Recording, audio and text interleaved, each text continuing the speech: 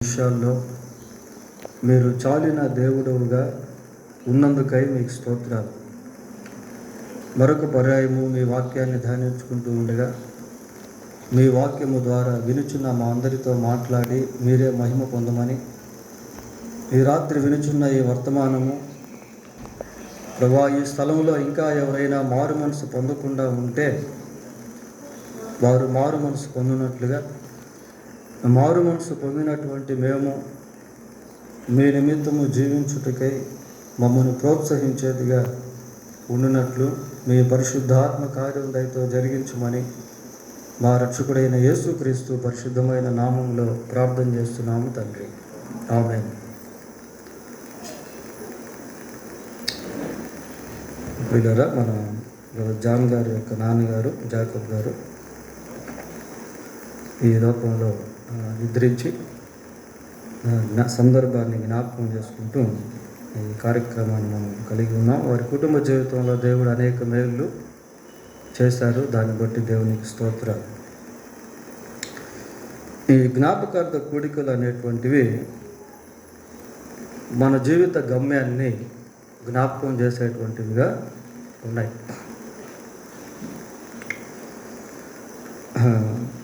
Bible గ్రంథంలో 89వ కీర్తన 48వ వచనాన్ని చదువుకుందాం.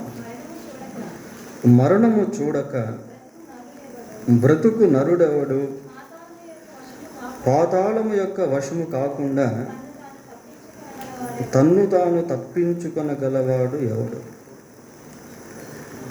ఈ ఒక్క వచనంలో రెండు ప్రాముఖ్యమైనటువంటి ప్రశ్నలు ఉన్నాయి. మరణము చూడక బ్రతుకు నరుడు ఎవడు, పాతాళము యొక్క వశము కాకుండా తన్ను తాను తప్పించుకొనగలవాడు ఎవడు. ఈ రెండు ప్రశ్నలు మానవ జీవితానికి చాలా ప్రాముఖ్యమైనటువంటి ప్రశ్నలు. If you observe the human history, మానవ జాతి చరిత్రను మనం గమనించినట్లయితే పెద్ద పెద్ద మేధావులు, గొప్ప గొప్ప వారు మనకు కనిపిస్తారు. ప్రియులారా, మానవ జాతికి మూల పురుషుడు ఎవరు అంటే ఆదామును గురించి A1 అని మనం చెప్పవచ్చు. అంటే ఆదాము చాలా ప్రాముఖ్యమైనటువంటి వ్యక్తి. తల్లిదండ్రులు ఆదాముకు లేరు. బాల్యకాలం అంటే ఆదాముకి ఏంటో తెలియదు. ఒక ప్రత్యేకమైనటువంటి వ్యక్తి ఆదాము. ప్రియులారా, మొట్టమొదటిగా దేవుని ద్వారా సృష్టింపబడి దేవునితో సహవాసాన్ని కలిగి దేవుని యొక్క స్వరాన్ని ప్రత్యక్షంగా విని దేవుని యొక్క అద్భుతమైనటువంటి సృష్టిని అనుభవించినటువంటి వ్యక్తి ఆదాము. అటువంటి ఆదాము కూడా 930 సంవత్సరాలు జీవించి చనిపోయాడు. ఆ తర్వాత బైబిల్లో మనం గమనించినప్పుడు ఇంకొక వ్యక్తి జ్ఞాపకానికి వస్తాడు, మెతూషెలా అనే వ్యక్తి. ఈ మెతూషెలా ఉన్నటువంటి ప్రత్యేకత ఏంటి అంటే, ఇప్పటి వరకు అంటే ఆదాము నుండి ఇప్పటి వరకు జీవించిన మనుషుల్లో ఇంతకంటే గొప్పవాడు ఇప్పటి వరకు ఎవరు పుట్టలేదు. ఏంటి మెతూషెలలో ఉన్నటువంటి ప్రత్యేకత అంటే, మెతూషెల 969 సంవత్సరాలు జీవించాడు. So he is greater than Adam. ఆదాము కంటే ఒక రకంగా గొప్పవాడే. ఎందుకంటే అన్ని సంవత్సరాలు జీవించినటువంటి వ్యక్తి ప్రపంచ చరిత్రలో ఇప్పటి వరకు ఎవరూ లేరు ప్రియులారా. అంత గొప్ప వ్యక్తి మెతూషెల. అయినప్పటికీ అతను కూడా ఒకరోజు కన్ను మూసాడు. తర్వాత బైబిల్లో మరి నిమ్రోద్ అనేటువంటి వ్యక్తిని గురించి మనం చూస్తాం. నిమ్రోద్కి బైబిల్లో ఇవ్వబడిన పేరేంటి అంటే, అతడు యెహోవా ఎదుట పరాక్రమం గల వేటగాడు. అది మామూలు బిరుదు కాదు ప్రియులారా. దేవుని ఎదుటే పరాక్రమం గల వేటగాడిగా నిమ్రోదు పిలువబడ్డాడు. నిమ్రోదు కాలంలోనే దాదాపుగా ఈ బాబేలు గోపురం అనేటువంటిది కట్టబడింది. ఆ రోజుల్లో నిమ్రోదు చాలా ప్రసిద్ధిగాంచినటువంటి వ్యక్తి. అయినప్పటికీ నిమ్రోదు కూడా చనిపోయాడు. ఆ తర్వాత సొలొమోను గురించి మనం బైబిల్లో చూడొచ్చు. సొలొమోను ఎవరయ్యా అంటే, ఇంతవరకు పుట్టినటువంటి వారిలో అంతకు మించిన జ్ఞానవంతుడు ఎవరు లేరు. అద్భుతమైనటువంటి జ్ఞానాన్ని దేవుడు సొలొమోనుకు అనుగ్రహించాడు. ఎంత గొప్ప జ్ఞానవంతుడో we can't imagine, we can't measure. కొలత వేయలేము ప్రియులారా, ఊహించలేము. వృక్షశాస్త్రాన్ని, జంతు శాస్త్రాన్ని రాసినటువంటి వ్యక్తి, పరలోకమును గురించి, పాతాళమును గురించి మాట్లాడినటువంటి వ్యక్తి, భార్యాభర్తల సంబంధం ఎలాగుండాలో తెలియజేసినటువంటి వ్యక్తి, అమోఘమైనటువంటి దేవుని రహస్యాలను వెలికి తీసినటువంటి వ్యక్తి రాజైన సొలొమోను. చాలా గొప్ప జ్ఞానవంతుడు. అయినప్పటికీ సొలొమోను కూడా ఒకరోజు చనిపోయాడు ప్రియులారా. మరణము చూడక బ్రతుకు నరుడెవడు. వీళ్ళంతా కూడా మరణాన్ని చూసినటువంటి వాళ్ళు. ఇంకొంచెం బైబిల్లో నుంచి బయటకు వచ్చామనుకోండి, ఆ రోజుల్లో అలెగ్జాండర్ ది గ్రేట్, అసలు పిలిస్తేనే గ్రేట్ అని పిలవాలి అలెగ్జాండర్ని, ఊరికే పిలిచేదానికి లేదు. చిన్న వయసులోనే గొప్ప విజయాన్ని అనుభవించినటువంటి వ్యక్తి సముద్రం దగ్గర కూర్చొని, ఓ సముద్రమా, నీవు కూడా ఒక రాజ్యం అయి ఉంటే నిన్ను కూడా నేను జయించే వ్యక్తిని అని సవాలు విస్తున్నటువంటి వ్యక్తి అలెగ్జాండర్ ది గ్రేట్. గ్రీక్ వీరుడు అతని పేరు. అతను కూడా ఒకరోజు చనిపోయాడు ప్రియులారా. అతను కూడా ఒకరోజు మరణించాడు. Alexander the great also was dead.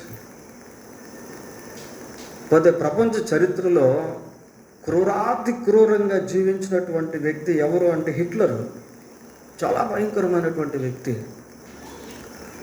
ఒకేసారి దాదాపు 10 లక్షల మంది యూదులను హతమార్చినటువంటి వ్యక్తి హిట్లర్. చాలా క్రూరుడు. క్రూరుడు గురించి మాట్లాడాలి అంటే హిట్లర్ పేరు ఎత్తుతారు ప్రియులారా. అటువంటి భయంకరమైనటువంటి వ్యక్తి హిట్లర్. ఆ హిట్లర్ కూడా ఒకరోజు చనిపోయాడు. ఆల్బర్ట్ ఐన్స్టీన్ చాలా గొప్ప మేధావి ప్రియులారా, గొప్ప సైంటిస్ట్. అతని మెదడుని తీసి అనేక భాగాలకి రీసెర్చ్ చేస్తని పంపించారు. ఐక్యూ పవర్ చాలా ఎక్కువ ఉన్నటువంటి వ్యక్తి.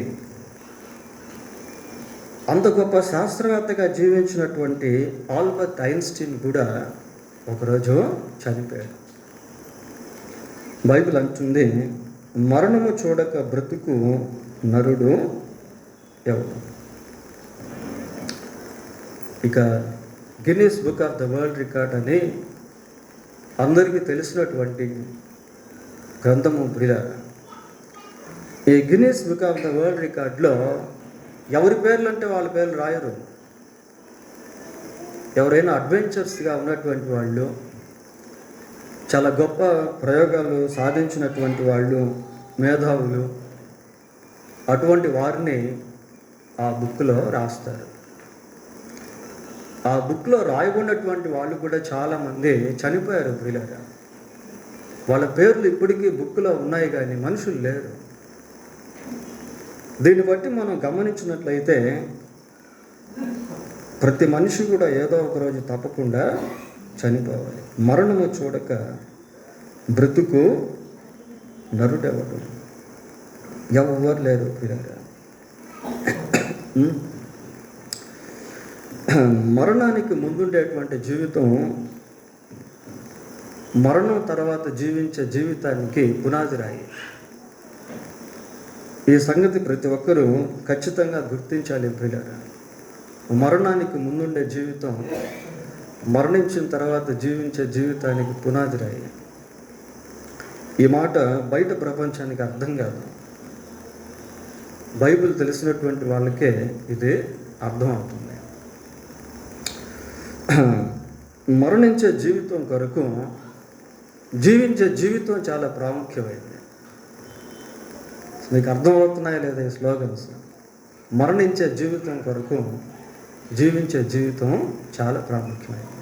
మనకు అనిపిస్తారు ఎలాగో మనం చనిపోతున్నాం కదా, మళ్ళీ దానికోసం ఎందుకు జీవించడం అని మనం అనుకుంటామా? Even though we know our last day, or doomsday, day చివరి రోజు మనకంటూ ఒక చివరి రోజు ఉందని తెలిసినప్పటికీ మనం ఇంకా జీవిస్తూనే ఉంటాం ప్రియులారా. బైబిల్లో ఒక మాట ఉంది చూడండి, ప్రసంగి గ్రంథం 7వ అధ్యాయము 2వ వచనం చదువుదాం. మరణము అందరికీ అన్న దగ్గర చదివండి. ఏలయనగా మరణము అందరికీ వచ్చును గనుక బ్రతుకు వారు దానిని మనస్సున పెట్టుదురు. మరణం అందరికీ వస్తుంది కాబట్టి బ్రతుకుతున్నటువంటి వారందరికీ కూడా నాకు మరణం ఉంది అని అనుకుంటారు పిల్లలు. No one can disagree the death. ప్రతి ఒక్కరూ మరణాన్ని అంగీకరించాల్సిందే. అయితే మరణానికి ముందు జీవించే జీవితం ఎలాంటిది అనేది important. How should live the life before the death is most important. మరణానికి ముందు జీవించేటువంటి జీవితం చాలా ప్రాముఖ్యమైనది ప్రియులారా. బైబిల్లో ఒక మాట, నీతిమంతుని జ్ఞాపకం చేసుకుంటా ఆశీర్వాదకరం. అలా నిజంగా జ్ఞాపకం చేసుకోవాలి అంటే నీతిమంతుడిగానే జీవించాలి. అతడు మరణించి మాట్లాడుతున్నాడు అని హేబెలుని గురించి బైబిల్లో రాశాడు. మరణించి మాట్లాడుతున్నాడట. మరణించక ముందు మాట్లాడే మాటలు మరణించిన తర్వాత కూడా వినపడతాయి. So before leaving the earth, లోకాన్ని విడిచి వెళ్ళక ముందు జీవించే జీవితం చాలా ప్రాముఖ్యం. How to live on this earth, ఈ లోకంలో ఎలా జీవించాలి అనేటువంటిది చాలా ప్రాముఖ్యమైనది ప్రియులారా. లోకంలో ప్రజలు రకరకాల జీవితాలను జీవిస్తూ ఉంటారు. అందరూ ఒకే జీవితాన్ని జీవించలేరు కూడా. ఎవరి మనోభావాలను బట్టి వారు జీవిస్తూ ఉంటారు ప్రియులారా. కొద్దిమందిని గురించి చూద్దాం. ప్రసంగి గ్రంథం 6వ అధ్యాయము 12వ వచనం. నీడవలే తమ దినములన్నీ వ్యర్థముగా గడుపుకొను మనుష్యుల బ్రతుకునందు ఏది వారికి క్షేమకరమైనదో ఎవరికి తెలియదు. చూడండి ప్రియులారా, ఇక్కడ కూడా ఒక ప్రశ్న మనం చూస్తా ఉన్నాం. నీడవలే తమ దినములన్నీ వ్యర్థముగా గడుపుకొని మనుషుల బ్రతుకునందు. ఇక్కడ మనుషులు కొద్దిమంది కనిపిస్తూ ఉన్నారు. వీళ్ళు ఎలా జీవిస్తున్నారు అంటే వాళ్ళ జీవిత దినాలను నీడవలే వ్యర్థంగా గడిపేస్తున్నారు ప్రియులారా. నీడను మనం గమనిస్తే కొంతసేపు తర్వాత కనబడుతుంది. మనుషుల యొక్క జీవిత దినాలను వాళ్ళు ఎలాగ గడిపేస్తున్నారంటే వ్యర్థముగా గడిపేసుకుంటున్నారు. నీడవలే తమ దినములన్నీ వ్యర్థముగా గడుపుకొను మనుషుల బ్రతుకునందు ఏది వారికి క్షేమకరమైనదో ఎవరికి తెలియదు. కొద్దిమంది వారి జీవిత దినాలను ఎలా గడుపుతారంటే వ్యర్థంగా గడిపేస్తూ ఉంటారు. నిష్ప్రయోజనమైనటువంటివిగా గడిపేస్తూ ఉంటారు. టైం పాస్ అండి అంటారు. Time is most important for us to use. ప్రియుల సమయం చాలా ప్రాముఖ్యమైంది. కానీ కొద్దిమంది సమయాన్ని ఎలా గడుపుతారంటే వ్యర్థంగా గడిపేస్తూ ఉంటారు. నిద్రపోవాల్సిన దానికంటే ఎక్కువ నిద్రపోవడం, మాట్లాడాల్సిన దానికంటే ఎక్కువ మాట్లాడడం, ఉండాల్సిన స్థలంలో ఉండాల్సిన సమయం కంటే ఎక్కువగా ఉండడం, ప్రియులారా, నీడ వలె తమ బ్రతుకు దినములన్నీ వ్యర్థముగా గడుపుకునేటువంటి మనుషులు ప్రియులారా. ఇదొక బ్యాచ్. ఇంకొక బ్యాచ్ ఉంది చూడండి. అపోస్తుల కార్యములు 17వ అధ్యాయము, అపోస్తుల కార్యములు 17వ అధ్యాయము 31వ వచనం చదువుతాను. 17:31. ఎందుకనగా ఒక నిమిషం ఉన్నది. 17వ అధ్యాయము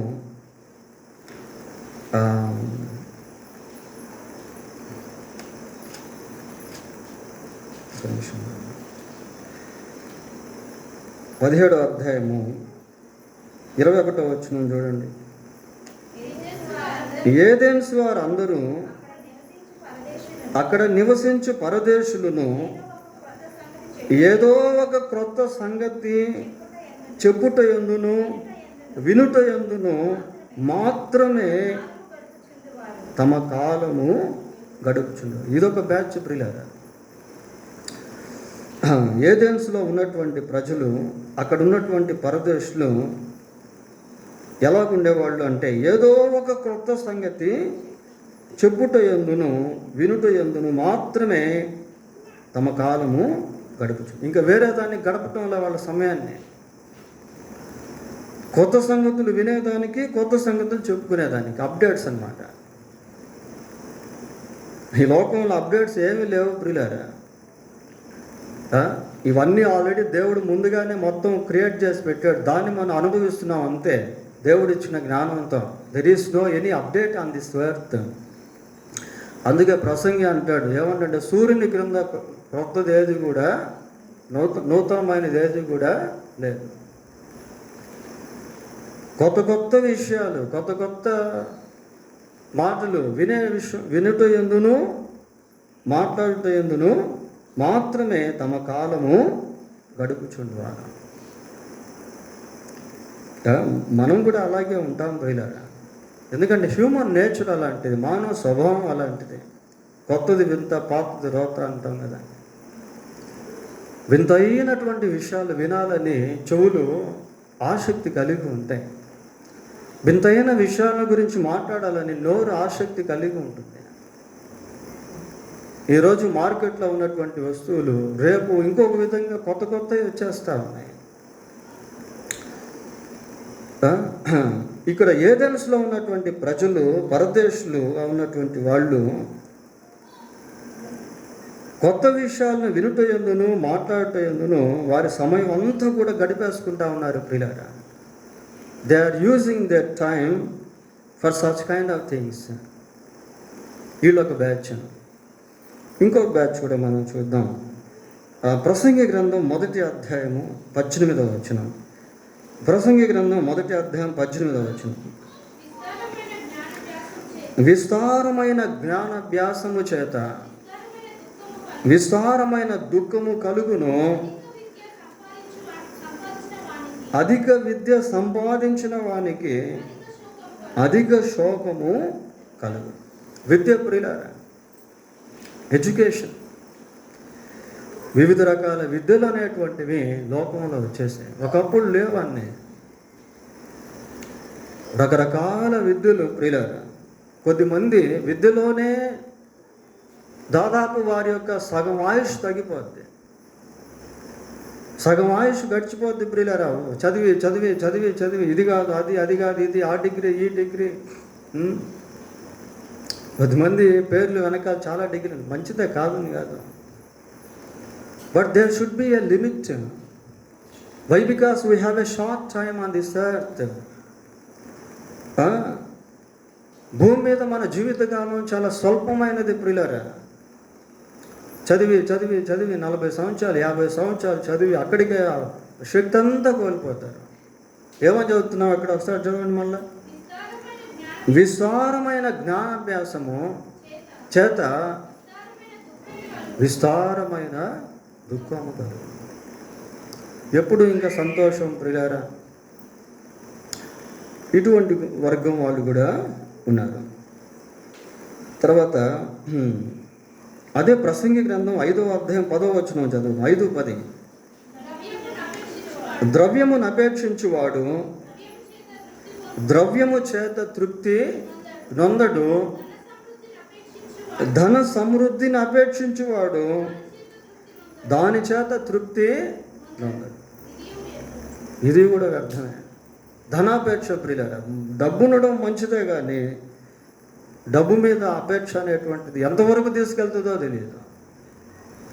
ఇందాక మనం ఇంట్రడక్షన్లో చూసాం కదా, ఎంతోమంది పేరు ప్రఖ్యాతి కలిగినటువంటి ప్రజలు, బిలియనియర్స్ అందరూ కూడా చనిపోయారు ప్రియులారా. ఎంత ధనం సంపాదించినా కూడా ఇక్కడి నుంచి తీసుకుపోయేది ఏమీ లేదు. కొద్దిమందికి ధనాపేక్ష, ధనదాహము, సంపాదిస్తూనే ఉంటారు ప్రియులారా. లైఫ్ అంతా కూడా దాని మీదే ఉంటుంది. లైఫ్ అంతా కూడా దేని కొరకంటే ఫర్ ఎర్నింగ్ మనీ. డబ్బుకు లోకము దాసోహము ప్రియులారా. ధన సంపాదన, దీంట్లోనే వాళ్ళ సమయం అంతా గడిచిపోతూ ఉంటుంది. 8 గంటలు అక్కడ పనిచేసాడు, ఇంటికి వచ్చి రెస్ట్ తీసుకోవచ్చు కదా, ఇక్కడ కూడా మళ్ళీ పార్ట్ టైం జాబ్. భార్య బిడ్డలతో గడపవచ్చు కదా, ఇక్కడ కూడా పార్ట్ టైం జాబే. కొద్దిమందికి అలాగుంటుంది. ఎంత ధనం సంపాదించినా ఇంకా ఇంకా ఇంకా I want to have money. అలాగా ఎంతోమంది జీవిస్తూనే ఉంటారు. బైబిల్లో మాట, ధనాపేక్ష సమస్తమైన కీడులకు మూలం. కొందరు దాన్ని ఆశించి నానా విధములైన శోధనల్లోనూ ఉరుల్లోనూ పడిపోయారట ప్రియులారా. రకరకాల శోధనలు, రకరకాల ఉరులు పడిపోయారు. ఇలా మనం బైబిల్లో చెప్పుకుంటూ పోతూ ఉంటే రకరకాల ప్రజలు మనకు కనిపిస్తారు, ఆయా విధమైనటువంటి జీవితాలను జీవించేటువంటి వాళ్ళు. ఇంకొక వర్గం చూద్దాం. అదే ప్రసంగి గ్రంథం 9వ అధ్యాయం 3వ వచనం, 9:3.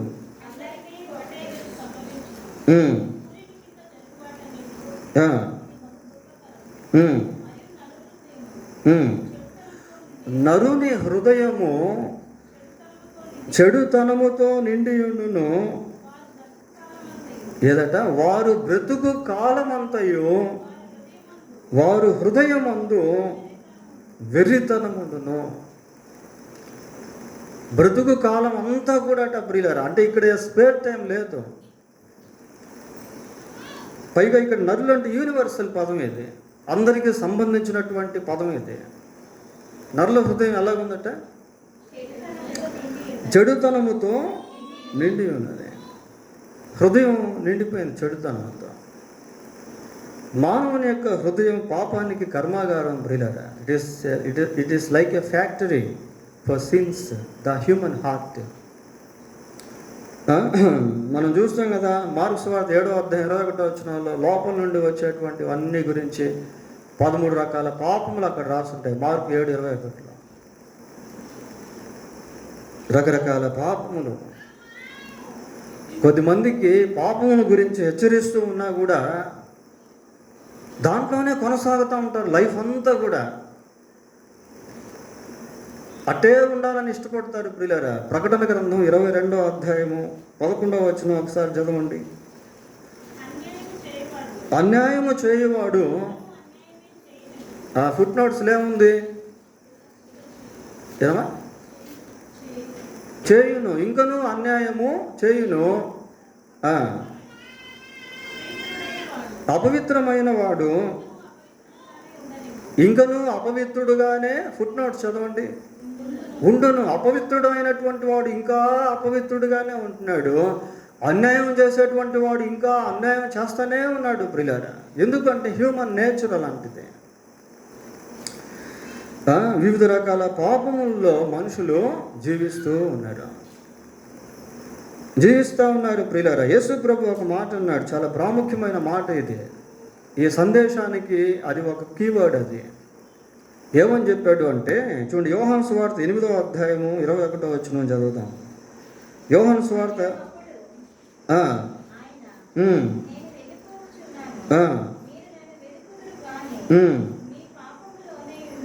మీ పాపములోనే ఉండి చనిపోవుదురు, నేను వెళ్ళు చోటికి మీరు రాలేరని చెప్పింది. మీరు మీ పాపంలోనే ఉండి చనిపోతారు కనుక నేను వెళ్ళే చోటికి మీరు రాలేరు. ప్రియులారా, ఇక్కడ యేసుక్రీస్తు ప్రభు ఒక ప్రత్యేకమైనటువంటి స్థలమును గురించి మాట్లాడుతున్నాడు. మనం ఇందాక చూసినటువంటి వచనంలో సెకండ్ పార్ట్కి వద్దాం. మనం ఇందాక 29వ కీర్తన 48వ వచనంలో 2 పార్ట్స్ ఉన్నాయి. అవి మరణము చూడక బ్రతుకు నరుడెవడు, అది మొదటి భాగము. పాతాళము యొక్క వశము కాకుండా తన్ను తాను తప్పించుకొనగలవాడు ఎవడు. ఇక్కడ ఒక ప్రత్యేకమైనటువంటి ప్రపంచం గురించి మాట్లాడుతూ ఉన్నాడు. ఇక్కడ చెప్పబడినటువంటి ప్రపంచం దేనికి సంబంధించింది అంటే ఇది మృతుల లోకం ప్రియులారా. అంటే చనిపోయినటువంటి వారికి సంబంధించిన లోకం ఇది పాతాళ లోకం. అంటే ఇప్పుడు వరకు మనం చెప్పుకున్నవంతా కూడా భూలోకానికి సంబంధించిన పై భాగంలో. ఈ కింద భాగానికి వచ్చేసరికి పాతాళము యొక్క వశము కాకుండా తన్ను తాను తప్పించుకొనగలవాడు ఎవరు. యేసుక్రీస్తు ఇంకొక స్థలం గురించి మాట్లాడుతున్నాడు. అక్కడ ఏమంటున్నాడంటే మీరు పాపములోనే ఉండి చనిపోతారు కనుక నేను వెళ్ళే స్థలానికి మీరు రాలేరు. The place where I go. నేను వెళ్ళేటువంటి స్థలానికి మీరు రాలేరు. ఎందుకంటే మీరు మీ పాపంలోనే ఉండి చనిపోతారు. సరే, ఇక్కడికి వద్దాం, 2వ భాగానికి వద్దాం పిల్లల. పాతాళం యొక్క వశము కాకుండా తన్ను తాను తప్పించుకొనగలవాడు ఎవరు. అంటే ఈ పాతాళం అనే పదం మనకు కనిపిస్తుంది కనుక there is a life after death. మరణం తర్వాత మరొక జీవితం ఉంది అన్న సత్యము ఈ వచనం చాలా స్పష్టంగా తెలియజేస్తూ ఉంది ప్రియులారా. ఇలాంటి జ్ఞాపకార్థ కూడికల్లో మనం జ్ఞాపకం చేసుకోవాల్సింది ఏంటి అని అంటే మరణించినటువంటి వారి మరణమే కాదు, మనకు కూడా ఉన్నటువంటి మరణం గురించి జ్ఞాపకం చేసుకోవాలి. ఈ రాత్రి ఇక్కడ ఉన్నటువంటి మనమంతా కూడా ఒకరోజు ఈ లోకంలో ఉండం. Every one of us has a death or doomsday, one day or the other. మనలో ప్రతి ఒక్కరికి ఒక అంతిమ దినం అనేటువంటిది ఉంది ప్రియులారా. పాతాళము యొక్క వశము కాకుండా తన్ను తాను తప్పించుకొనగలవాడు. మరి పాతాళానికి వెళ్ళేది ఎవరు అంటే మనలో ఉన్నటువంటి ఆత్మ పాతాళానికి వెళ్తుంది ప్రియులారా. ఎందుకు ఆత్మ పాతాళానికి వెళ్తుంది అంటే మనం చేసినటువంటి పాపము యొక్క శిక్షను అక్కడ అది భరించేదానికి వెళ్తుంది. రోమపత్రిక 3:23లో ఒక మాట చూస్తాం, ఏ భేదమును లేదు, అందరూ పాపము చేసి అని చూస్తాం. అందరూ కూడా పాపం చేశారు ప్రియులారా. ధనికులైనా, పేదవారైనా, పండితులైనా, పామరులైనా అందరూ కూడా. There is no any difference. భేదమేమీ కూడా లేదు, అందరూ పాపము చేశారు. 6:23కి వచ్చేసరికి పాపం వలన వచ్చే జీవితము మరణం. అదే పాతాళం, అదే నరకం. అంటే అంటున్నాడు పాతాళం యొక్క వశము కాకుండా తన్ను తాను తప్పించుకొనగలవాడు ఎవరు లేరు. No one is there to escape from Hades. ఈ పాతాళము నుంచి తప్పించుకునేటువంటి వ్యక్తి లోకంలో ఎవరు కూడా లేరు ప్రియులారా. తనకై తాను. ఆ పదాలు చూడండి ఎలాగ. పాతాళం చాలా భయంకరమైంది. 116వ కీర్తన 3వ వచనం ఒకసారి చూడండి. 116:3.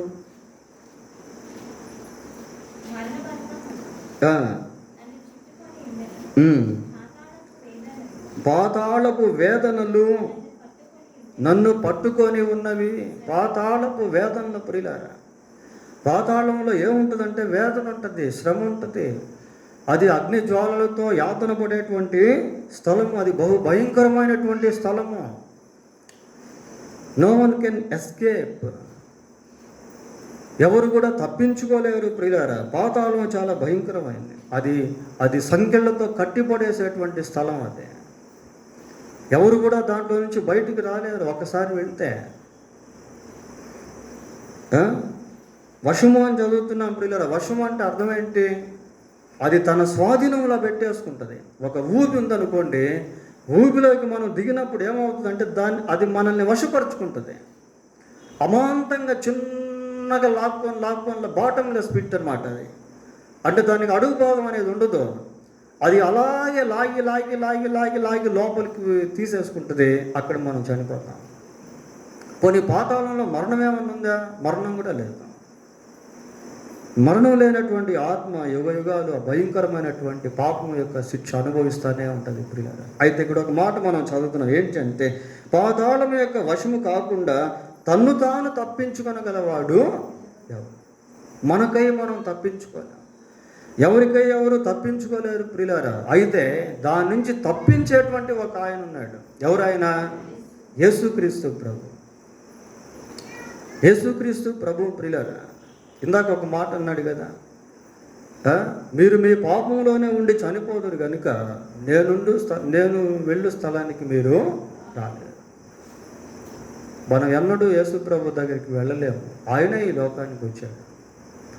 వచ్చి పరిశుద్ధుడిగా జీవించి మనందరి పాపముల కొరకు సిలువలో తన రక్తాన్ని చిందించి మరణించి సమాధి చేయబడి సజీవుడై ఆయన 3వ రోజు తిరిగి లేచాడు.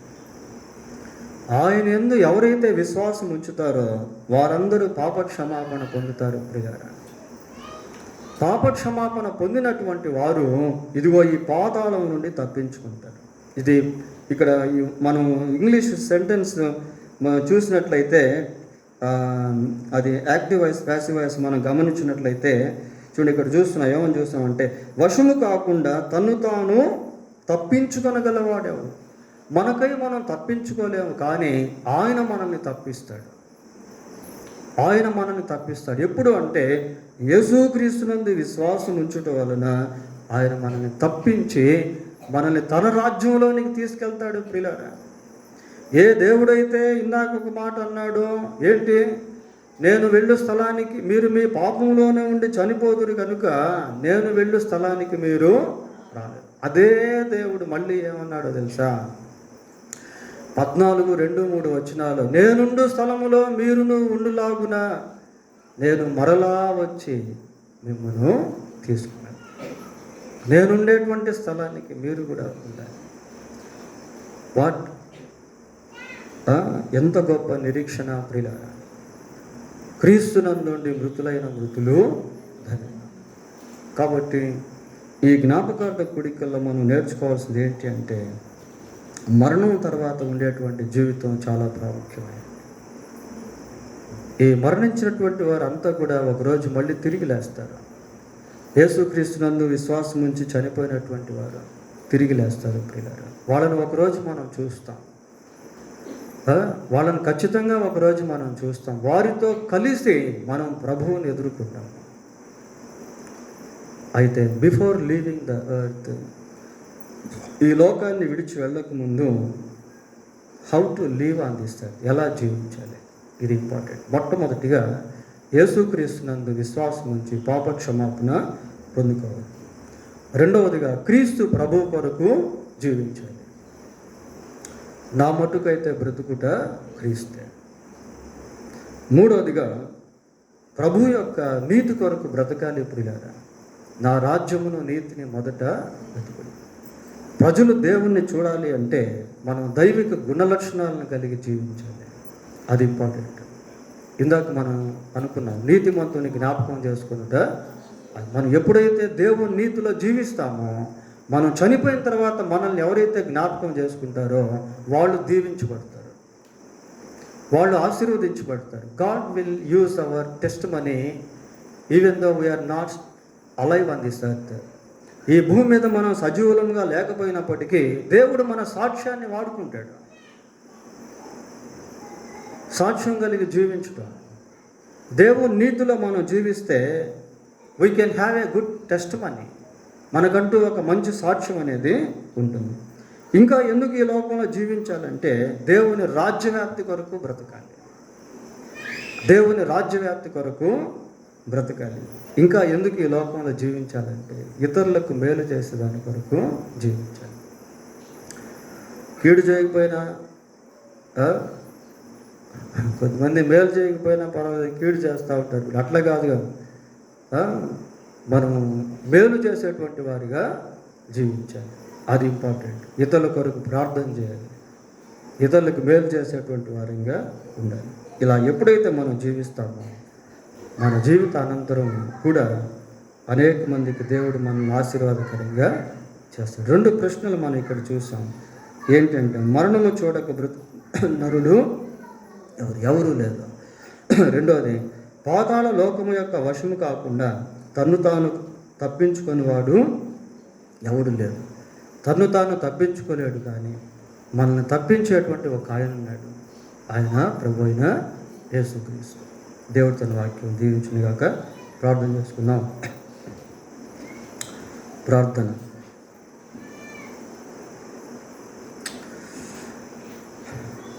కనికరము కలిగిన మా తండ్రి, పరిశుద్ధుడైన మా దేవా, మీకు వందనాలు, స్తోత్రాలు. మరణించే జీవితం కొరకు జీవించే జీవితం ఎంతో ప్రాముఖ్యమని ఈ రాత్రి వర్తమానంలో మేము విన్నాం. మీరు మాకు ఈ భూమి మీద అనుగ్రహించినటువంటి సమయాన్ని ప్రభా చక్కగా సద్వినియోగం చేసుకుంటూ కావలసిన జ్ఞానమును మాకు దయచేయండి. మీ కొరకు జీవించేవారంగా, మీ రాజ్యవ్యాప్తి కొరకై ప్రయాసపడేవారంగా, మీ రీతిని వెతికేవారంగా, ఇతరులకు మేలు చేసేవారంగా ఉంటూ సహాయం చేయండి. మాకు ఇవ్వబడిన కొద్దిపాటి జీవితంలో భూమి మీద మేము మహింపరిచేవారంగా ఉండటకు సహాయం చేయండి. ఈ వర్తమానం విన్న మాకందరికీ దీవెనకరంగా చేయమని మా రక్షకుడైన యేసుక్రీస్తు పరిశుద్ధమైన నామంలో ప్రార్థన చేస్తున్నాము తండ్రి. ఆమేన్.